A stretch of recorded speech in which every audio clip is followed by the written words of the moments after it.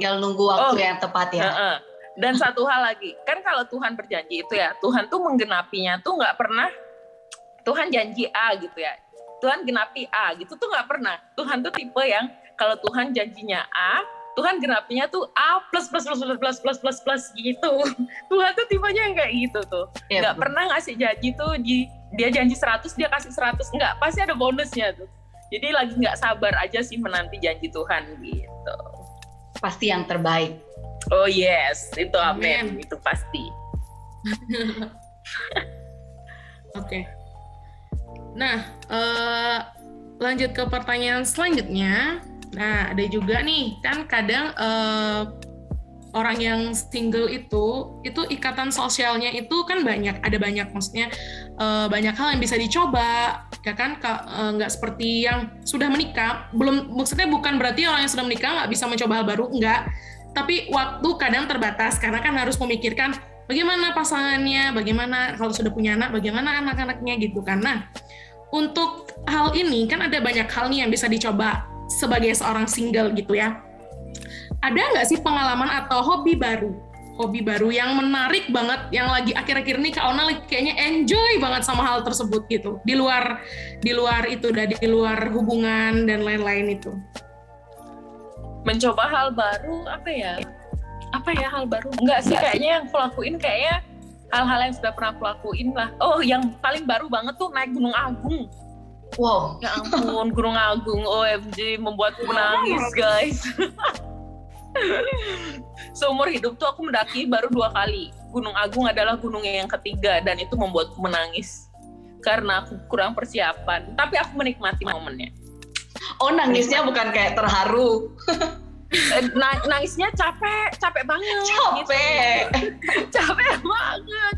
Tak kira karena view-nya bagus gitu. View-nya bagus gitu. Waktu pas proses naiknya tuh rasanya kayak, aduh pengen balik ke bawah gitu kan.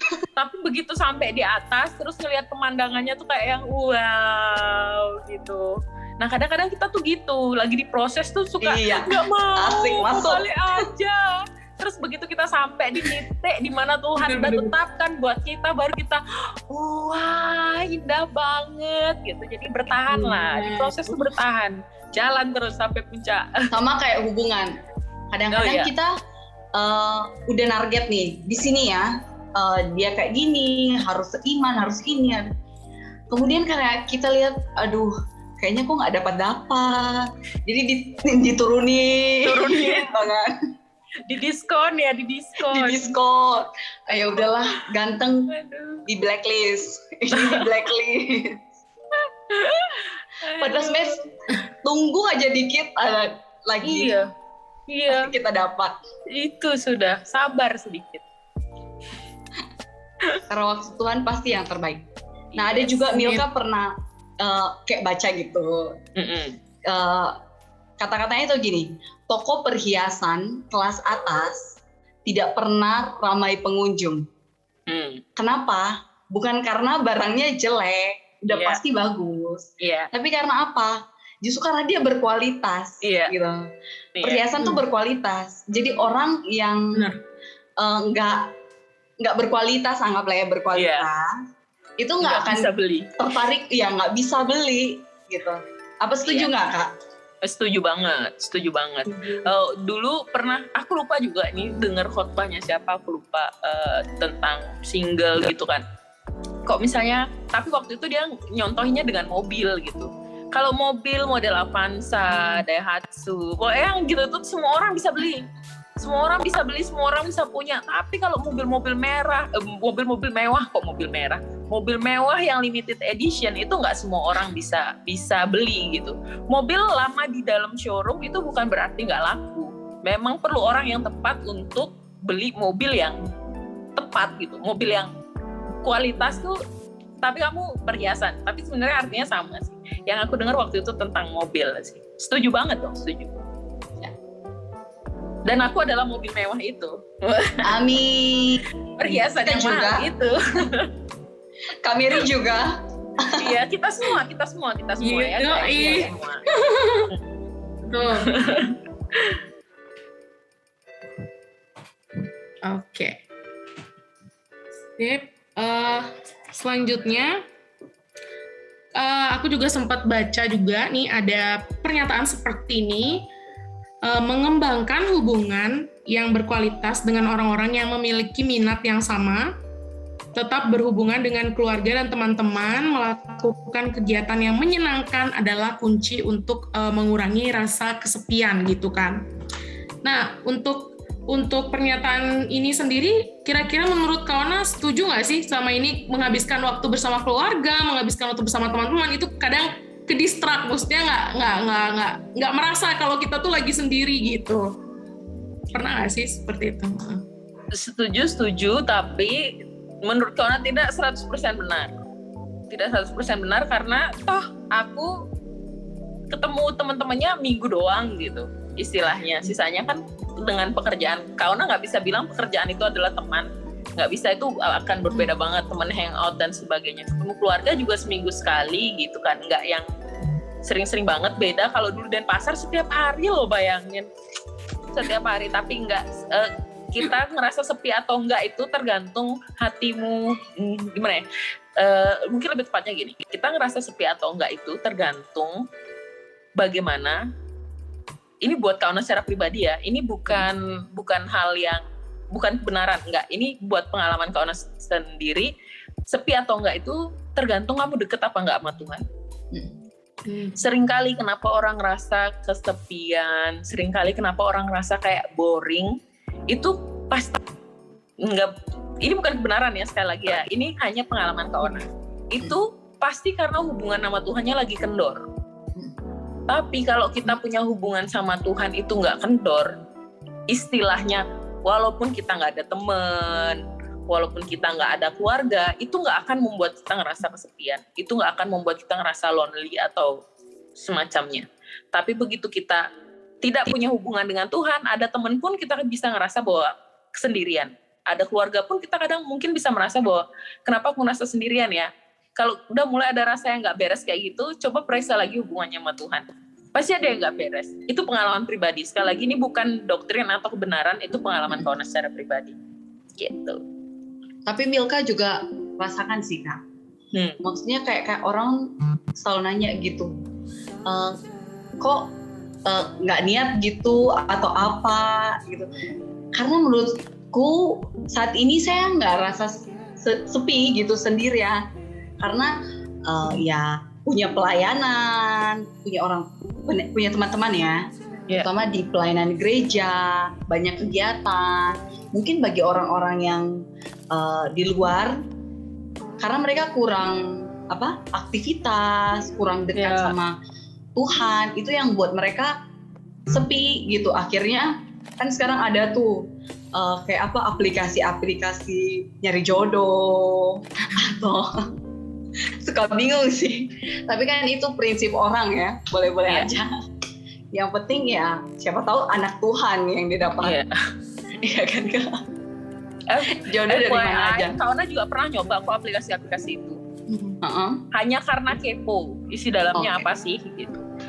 Kawana nggak tahu, tapi mungkin Kawana nggak ingat apakah selalu Kawana delete account atau enggak. Tapi kalau misalnya enggak, kalian cari aja Ona Agustina. Kalau ada berarti itu aku. Karena sebagai pengen tahu aja, isinya gini, boring, uninstall gitu. Yang ini gini, ya boring, uninstall ya gitu. Tapi ya nggak apa-apa ya Kak. Kepo, pengen tahu aja. Iya benar. Dan kadang pakai gitu juga harus pinter-pinternya ya, maksudnya. Jangan sampai udah ketemu satu, ya misalnya beneran, maksudnya masuk kriteria gitu kan, tapi belum mengenal lebih jauh udah buru-buru kan, kadang ada yang seperti itu, ada juga yang kucing dalam karung.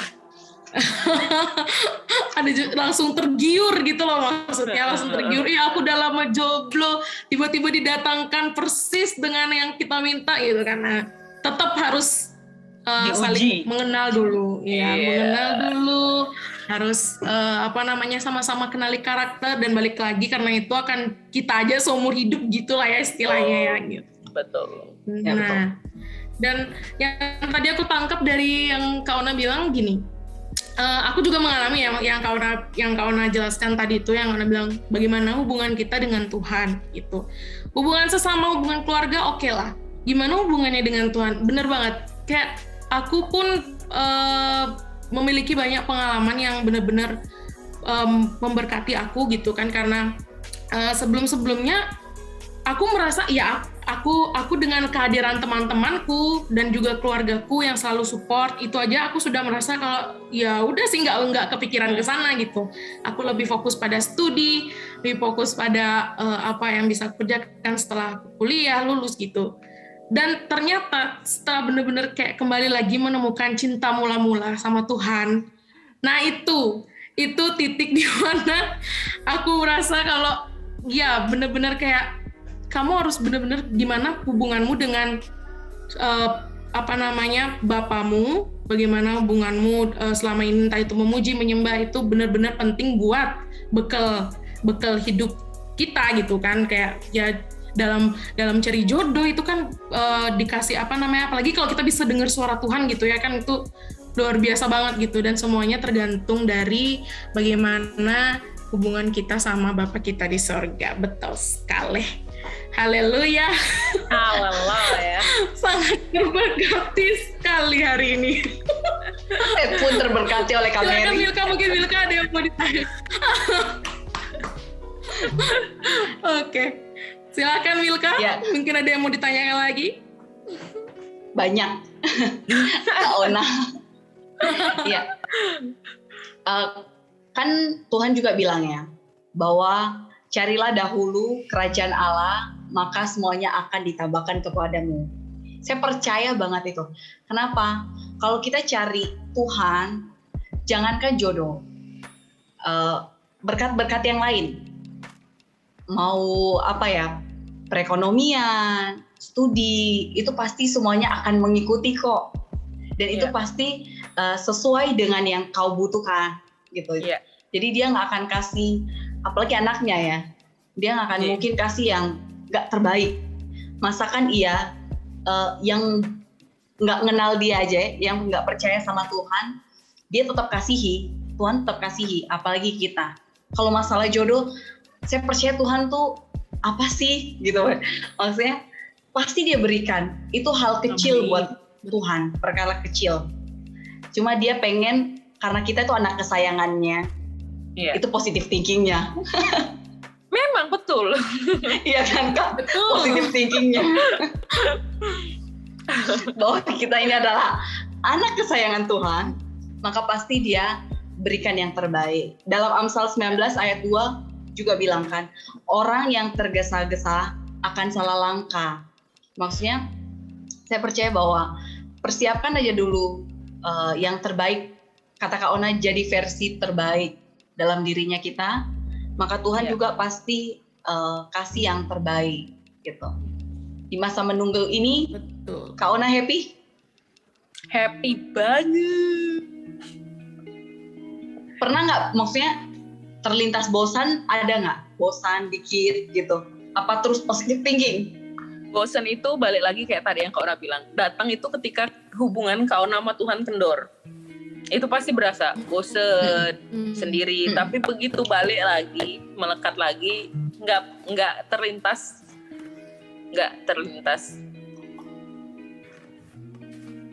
tentang bosan itu.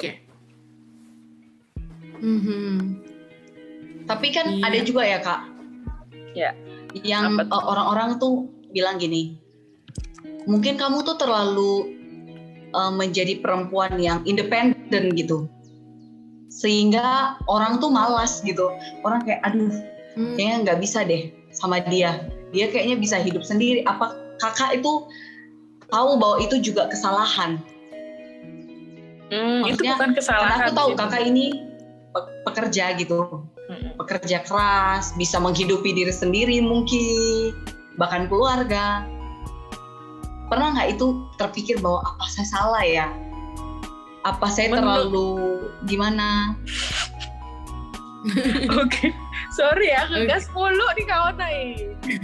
Kalau menurutku, jadi independen itu tidak salah, karena itu caraku menjadi versi terbaikku, iya kan? Maksudnya kalau Caraku, salah satu cara, setiap orang tuh punya versi terbaik mereka tuh masing-masing gitu ya. Kalau buat Kaona, mengejar karir sampai top itu salah satu versi terbaik. Kalau Kaona menjadi top di pekerjaan dan karir dan menjadi independen, itu bukanlah hal yang salah. Tapi balik lagi, nilai yang Kaona tetapkan atas dirinya Kaona akan berimbang dengan pasangan hidup Kaona nanti. Kaona dengan model yang kayak gini nggak mungkin, ini sederhananya, ini tidak bermaksud merendahkan atau apapun. Orang yang istilahnya gini, orang kalau udah punya kualitas, yang ngedeketin nggak mungkin orang-orang tanpa kualitas. Kebayang nggak? Kalau kita ngelihat, oh orang ini kayaknya orang hebat nih. Kalau misalnya posisinya aku hanya orang biasa, aku nggak mungkin ngedeketin orang hebat. Orang hebat hanya berani ngedeketin orang hebat lainnya. Atau di dunia pekerjaan, top leader berani mendekati top leader lainnya. Karyawan biasa akan agak sungkan dia ketemu sama top leader, bukan karena apa-apa sih, kualitas itu balik lagi. Ini nggak bicara tentang level ya, nggak kualitas aja. Karena kan kalau misalnya orang nggak punya kualitas, mereka kan berpikir, terus kalau ketemu sama dia aku ngomong apa ya? Kalau ketemu sama dia ngebahas apa ya? Gitu. Tapi justru ketika aku menjadi yang terbaik, entah aku independen dan sebagainya, buatku itu nggak salah. Yang salah adalah ketika kita sudah membangun rumah tangga, lalu kita memaksakan isi kepala kita ke pasangan. Itu adalah hal yang salah. Karena aku udah terbiasa independen, tapi kan balik lagi, bahwa aku adalah seorang wanita, Tuhan tetapkan pria itu sebagai kepala. Nah yang jadi salah adalah ketika aku nggak tunduk sama kepalaku, aku nanduk kepalaku karena aku merasa bahwa, oh aku pinter nih, aku bisa nih, aku independen nih, itu yang salah. Tapi kalau semasa single jadi independen dan jadi strong woman, itu nggak salah sih kalau menurut Kaona. Ya, betul. Benar. Jadi Kak Kaona mungkin bisa kasih nih secara list gitu. Bagaimana sih tips bertahan menunggu pasangan dari Tuhan? Mungkin 1 apa, 2 apa yang bisa jadi berkat untuk kita semua yang nonton podcast ini. Menunggu itu bukan pekerjaan yang menyenangkan. Ya, pasti, betul. Ya kan. Tapi kalau Kaona secara pribadi, apa yang membuat Kaona strong menunggu? Karena 1, Kaona tahu bahwa Kaona berharga. Buktinya adalah Tuhan Yesus mati di kayu salib untuk tebus dosa Kaona. Berarti aku seharga nyawa Yesus loh, aku berharga. Nah, keberhargaan ini yang membuat akhirnya Kaona gini, aku nggak boleh pacaran sembarangan. Karena nggak usah munafik, pacaran itu ujungnya pasti bakalan pegangan tangan, pelukan, ciuman, nggak jaga diri jatuh, ya kan? Kaona nggak mau sampai di titik itu, apalagi dengan orang yang salah. Karena Kaona menyadari 1, bahwa aku berharga. Nah, kalian juga semua yang ngedengerin podcast ini, sadari dulu 1, bahwa kalian berharga. Dan itu worth it untuk menunggu karena kalian berharga. Cari orang yang tepat untuk kamu yang berharga itu loh, gitu. Lalu kemudian yang kedua, percaya bahwa Tuhan tuh nggak pernah salah. Tuhan tuh nggak pernah terlambat. Tuhan itu nggak pernah bikin keputusan yang salah. Kalau toh sampai sekarang Kaona belum punya pacar, itu bukan karena Tuhan nggak perhatian nih. Tuhan nggak lihat hidupku nih, enggak. Seperti yang Kaona bilang di awal tadi, Kaona percaya bahwa Tuhan itu adalah sutradara terbaik dalam kehidupan Kaona, bahkan dalam kehidupan percintaan Kaona. Jadi yang pertama berharga, yang kedua percaya sama Tuhan, dan yang ketiga yang membuat kamu bisa bertahan di masa-masa single adalah produktiflah, jadilah lebih baik, kembangkan potensi-potensi dirimu yang terpendam ya, unlock your potential gitu kan, your potensi gitu, unlock itu semuanya di masa-masa single, jadi hebat tuh. Karena ketika kita produktif di masa single, kita nggak akan jadi bosen. Mungkin ini aja kali ya 3 ya. Yang pertama, ingat kamu berharga. Yang kedua, percaya janji Tuhan. Yang ketiga, masa singlemu gunakan untuk membangun dirimu jadi lebih luar biasa. Yang keempat, bonusnya adalah ketika Tuhan menggenapi janjinya, Tuhan nggak pernah kasih cuma janjinya toh, tapi ada plus. Oke. Diingat tuh ya. Bonus Tuhan. bonus yang luar biasa. melebihi bonus-bonus lainnya di dunia. Iya benar sekali. Oke deh Kak. Jangan lupa sampai kita lupa akan kekudusan, itu sangat penting. Makanya kenapa di awal Kak Ona udah bilang kita harus menjadi utuh. Utuh itu artinya juga di dalamnya adalah kita sudah mengerti betul bahwa kita harus menjaga kekudusan gitu. Percuma kita punya pengalaman yang banyak tentang hubungan, tapi ternyata setiap kita menjalani hubungan kita melanggar kekudusan, ya kan? Mendingan mungkin sekali, tapi sampai ke pernikahan, kemudian kita tetap jaga kekudusan. Itu sih yang paling prinsip yang juga Milka selalu tanamkan gitu untuk hidup dalam kekudusan. Ya memang sih Kak, di dunia yang sekarang ini pasti sulit banget gitu. Dengan berkembangnya teknologi, banyak influencer juga yang kita maksudnya nggak menutup mata ya. Sekarang dunia teknologi berkembang dengan luar biasa gitu, termasuk menonton, memberikan tontonan maksudnya yang dewasa, yang mungkin nggak apa-apa, nggak jaga kekudusan. Bahkan yang paling miris apa? LGBT udah boleh, yang sudah melanggar kehendak Allah aja sudah bisa diiyakan dunia. Jadi itu kekudusan tuh perlu kita tanamkan sih. Thank you Kak Ona. Iya, sama-sama mau ngasih semangat juga. Betul, kekudusan itu penting, tapi buat kalian yang nonton, misalnya kalau toh sudah kehilangan kekudusan, jangan menjadi sedih. Betul. Tapi bangkit lagi, pastikan bahwa di next hubungan dijalankan dengan benar. Gitu, dengan prosedur yang benar ya. Jadi jangan berkecil hati kalau memang udah terlanjur jatuh, bukan berarti nggak layak gitu, enggak. Yang kalau betul, jatuh, next harus komitmen jalani hubungan dengan sehat dan benar. Ya. Jadikan pelajaran. Oke.